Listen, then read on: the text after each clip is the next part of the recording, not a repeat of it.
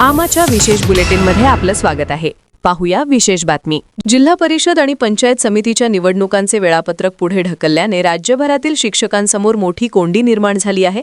सुधारित वेळापत्रकानुसार मतदानाच्या दिवशीच शिक्षकांसाठी सक्तीची असलेली सीटीईटी परीक्षा असल्याने निवडणूक ड्युटी आणि परीक्षा यामधील पेच वाढला आहे.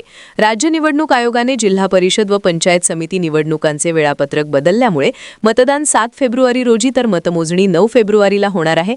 मात्र याच कालावधीत 7 आणि 8 फेब्रुवारी रोजी राज्यभर सीटीईटी परीक्षा आयोजित करण्यात आली आहे. त्यामुळे निवडणूक कामासाठी नियुक्त असलेल्या शिक्षकांना एकाच वेळी 2 महत्त्वाच्या जबाबदाऱ्या पार पाडाव्या लागणार आहेत.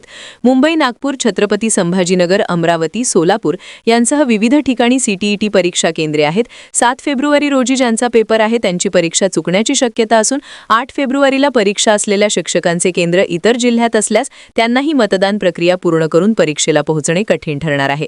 या पार्श्वभूमीवर शिक्षक संघटनांनी निवडणूक ड्युटीतून शिक्षकांना वगळून पर्यायी व्यवस्था करण्याची मागणी केली आहे.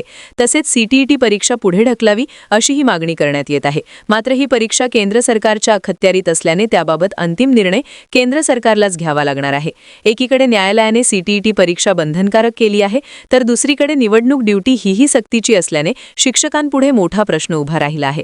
वेळापत्रकातील या बदलामुळे निर्माण झालेल्या कोंडीवर प्रशासन आणि सरकार कोणता तोडगा काढते याकडे आता राज्यभरातील शिक्षकांचे लक्ष लागले आहे. आमा चॅनलला लाईक करा, बातमीला शेअर करा, सबस्क्राईब फॉलो करायला विसरू नका.